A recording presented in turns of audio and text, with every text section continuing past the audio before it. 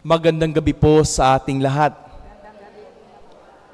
Have you ever said, maybe after in your prayer, dumating na ba sa punto sa inyong mga panalangin na you just simply say to the Lord, Lord, I surrender everything. Lord, hindi ko na kaya. Lord, parang hindi ko na.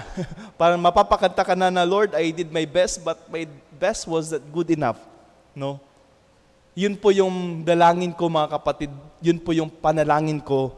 Siguro 5 years ago, a year before namatay yung papa ko. No, kasi yung papa ko na-diagnose ng cancer at a year before, talagang pumunta ako ng Cebu, bumisita ako ng mga simbahan, asking the Lord really to have a complete healing for my father. Kasi 60 years old pala yung father ko that time, no, 60 years old. Sabi ko, gusto ko pang makasama yung papa ko ng kahit ilang years muna, Lord. Pero dumating talaga sa punto na parang you just simply let go and let the plan of God be fulfilled. No? And then, when I said, nung sinabi ko na sa kanya, Lord, I surrender everything, then I realized a lot of things.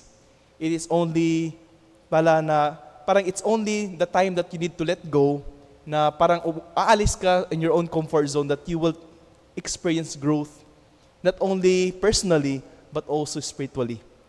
Sa ating mabuting balita, mga kapatid, narinig natin si Jesus na hinalimbawa ang paghahari ng Diyos sa isang binhi. May isang binhi na isang farmer daw po dito sa ating mabuting balita na ang Diyos daw parang naghahasik ng binhi sa kanyang bukid. Kung hindi po nilet go ng Diyos ang binhi, hindi po ito lalago. No? Minsan, hindi naghahari ang Diyos sa ating buhay kasi minsan, tayo po yung naghahari. Hindi naghahari ng Diyos sa ating pamilya kasi feeling natin tayo yung Diyos. I think that is the challenge for all of us, mga kapatid. No? We only experience growth spiritually if we let go and we get out from our own comfort zone. No, the same din po sa ating mga kabataan nandirito. No, kayo po ngayon ay nag-aaral, no, darating ang punto na you need to let go of your own family. You need to let go of your own, high school friends in order for you to grow, to explore the world.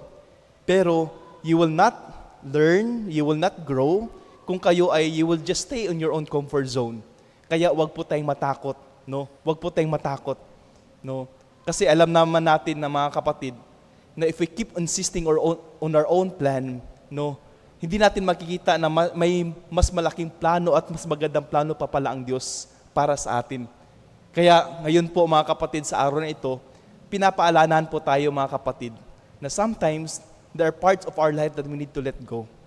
There are parts of our life that we need to let go. We need to get out from our own comfort zone in order for us to grow as a person, physically, or maybe sometimes spiritually. Kaya nga mga kapatid, let us ask in this Mass sa ating misa, sa banal na misa ito, naway bigyan po tayo ng biyaya ng Diyos, ng grasya, na parang the courage in order for us to let go of a lot of things. Especially ngayon, Jubilee year, you will only experience joy, you will only experience happiness, you will only encounter God Himself, Jesus Himself, if we let go of a lot of things. Yung paborito natin mga kasalanan, let go of all those things. Because if you want to grow, then you need to let go. Amen. Magsitayo po tayong lahat.